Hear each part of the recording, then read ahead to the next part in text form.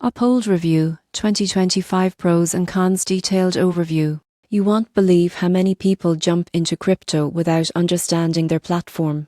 Uphold is a multi-asset exchange, but is it the right choice in 2025? Uphold allows users to buy, sell, and hold cryptocurrencies, stocks, precious metals, and fiat currencies in one place. Its biggest appeal is simplicity. You can trade between asset types instantly without complex conversions. The surprising truth about Uphold is transparency. The platform displays reserves publicly, which builds trust. Many users also appreciate the low minimums, making it accessible to beginners. Another pro is asset variety. Uphold supports hundreds of cryptocurrencies and allows recurring buys, which is useful for long-term strategies like dollar cost averaging. However, most people get this wrong by ignoring fees. Uphold's spreads can be higher than traditional exchanges, especially during volatile markets.